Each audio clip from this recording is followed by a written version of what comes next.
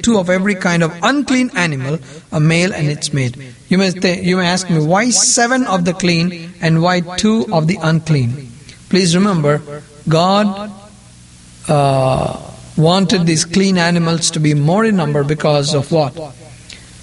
Because what He accepts in the form of worship is what animals? Clean animals. So if look at the calculation of God, kind of preparation that He has. If He had only 2 and Noah came out and sacrificed, there are no clean animals on the earth at all. So God is a great planner. Okay. Verse 5, again you find this. Noah did all that the Lord had commanded him. Now, how many years did Noah build this ark? How many years did Noah build this ark? You know how many years? He built this ark for 100 years. 100 years. Chapter 5 verse 32. After Noah was 500 years old, he became the father of Shem, Ham and Japheth. Now, chapter 7 verse 6. Noah was 600 years old when the floodwaters came on the earth. How many years? 100 years you had to face the ridicule. Can you imagine that? 100 years you had to face the taunting of the people. 100 years you had to be committed and dedicated to what you were doing.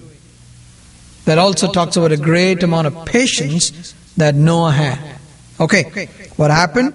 Verse 7, Noah and his sons and his wife and his sons' wives entered the ark to escape the waters of the flood.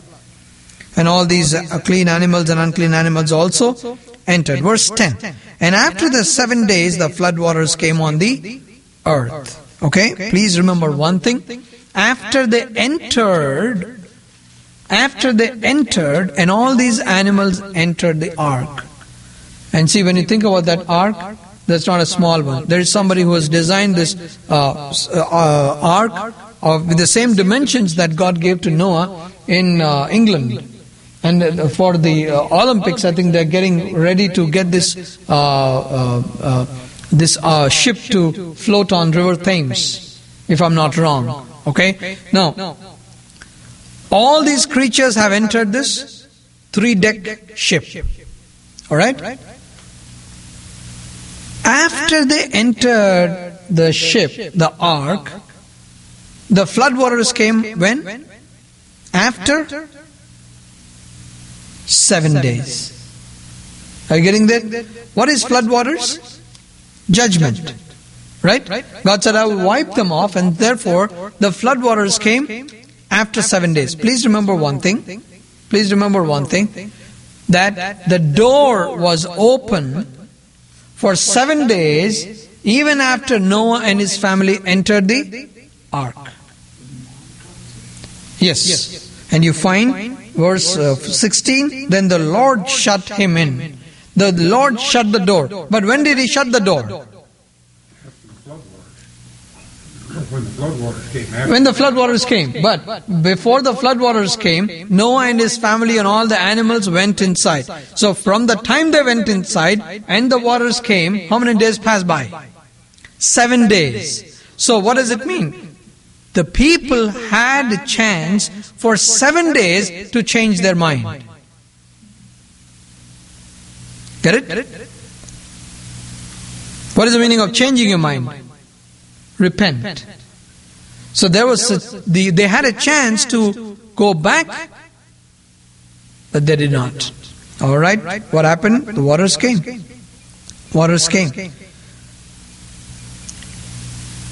Every living thing that, verse 21, I want to read this.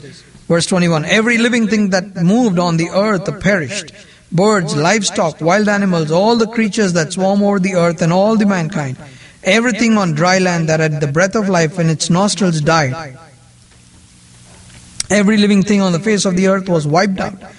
Men and animals and the creatures that move along the ground and the birds of the air were wiped from the earth. Only Noah was left and those with him in the ark.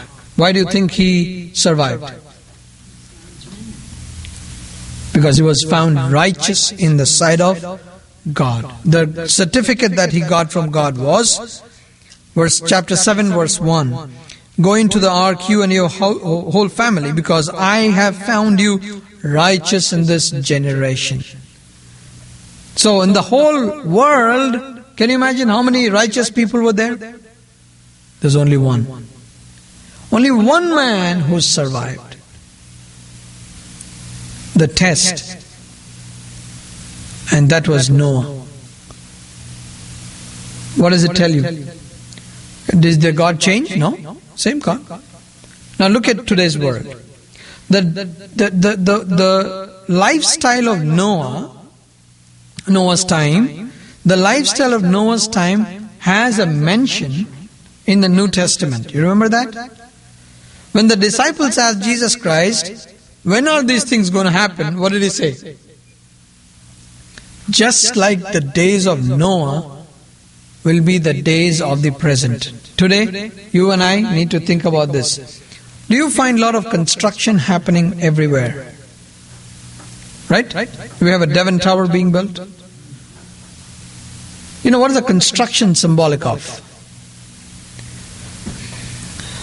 Yeah? As the president, he'll tell you.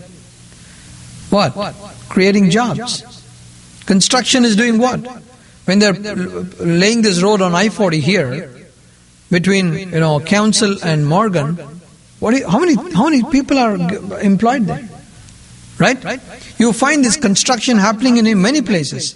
People will be enjoying. People will be marrying and be given in marriage. And so there'll be a lot of revelry, a lot of enjoyment. And that's the kind of lifestyle Bible says that Jesus said will be at the time when Jesus would be coming back. So the lifestyle of the time of Noah has a very important implication to our present times. Okay? So that will give us a better picture about let me read Matthew 24.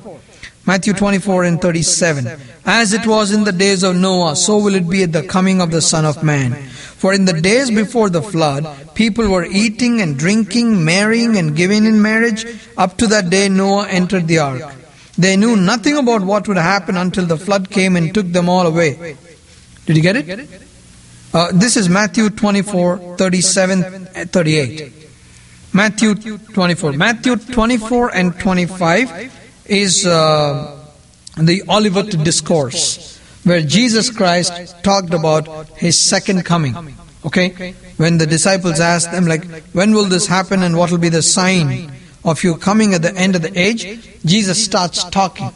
Matthew 5 is the Sermon on the Mount. Sermon on the Mount. Matthew 5, 6 and 7 is the Sermon on the Mount. Matthew 24 and 25 is the Sermon on the Olivet. That's another mount. But this is an Olivet. But it's talking about the second coming of Jesus Christ. So the times of Noah are very much like the times of today. Yes or no? Right? So therefore, what do you think? I think we need to seriously sit down and study the life during the time of Noah. Because when we are studying the life of Noah's time, it means we are studying our own time. And therefore we can take caution. Please remember that those days there was no flood. There was no rain. There was no rain. So this man, when he said there's going to be a flood, people said, what's flood? When he said there's going to be rain, people said, we never know what's rain. But did the rain come? Yes. Did the floodwaters come? Sure, they did.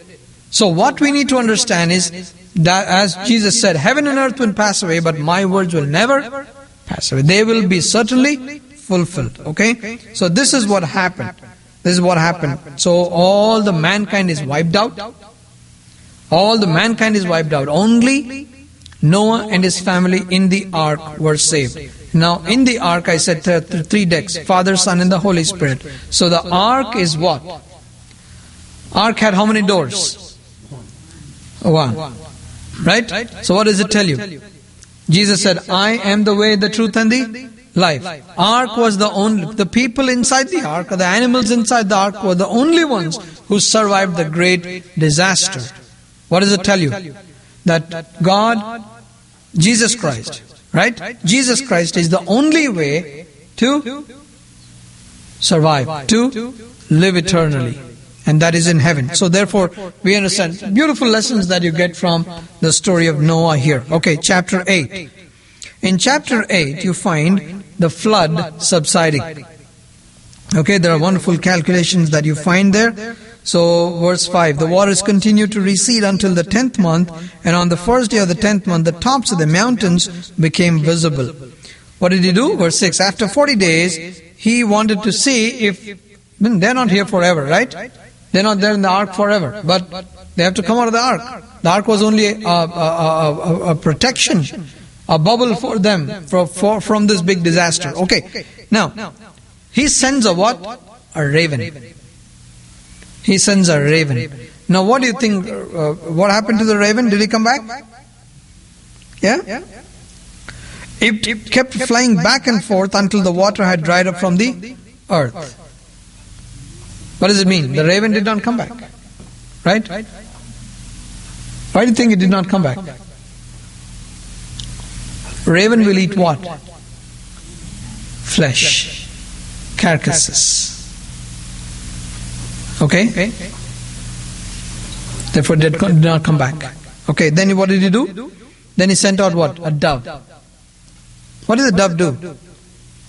Verse 8, then he sent out a dove to see if the water had receded from the surface of the ground, but the dove could find no place to set its feet because there was water all over the surface of the water, so it returned to Noah in the ark. Now, the situation was same for raven also, right? The raven should have come back. The raven never came back. But the dove came back. What do you learn from this? Raven is a symbol of flesh. Dove is a symbol of a spiritual man. When there is so much of dirt, so much of sin, so much of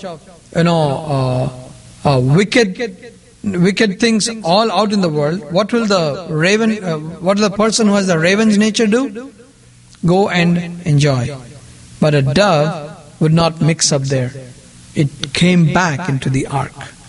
Okay? Then after 40 days, after 7 days he sent it again, and this time what did it do? It brought a freshly plucked olive leaf. My dear brothers and sisters, please remember, we are talking about God wiping away the mankind.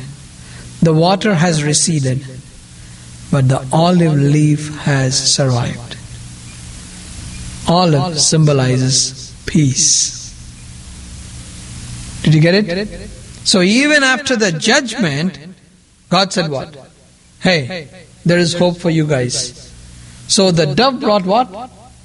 The olive leaf. The olive leaf. Okay. Then you find this calculation. You find they were in the ark for nearly 371 days. So God, what did He do? He gave him a prompt. God gave him a command. What is the command? Verse 15. Then God said to Noah, come out of the ark, you and your wife and your sons and their wives.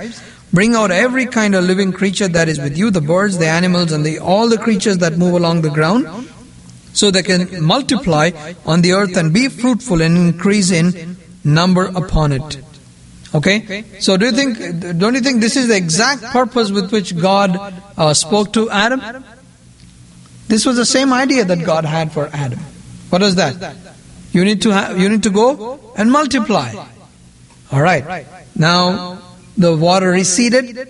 Noah came out. Verse 18. So Noah came out together with his sons and his wife and his sons' wives, and all these people came out. And what he did? You know what Noah did? The first thing he did after came out of the ark, he built an altar. Verse 20. Then Noah built an altar to the Lord, and taking some of the clean animals and clean birds, he sacrificed burnt offerings on it. What did he do? Built an altar. What is building an altar symbolizing? Sacrifice. Worship unto God. So this is exactly the same concept you find in Genesis 1:1. What is that? In the beginning, God. The first thing what Noah did was, he wanted to thank God.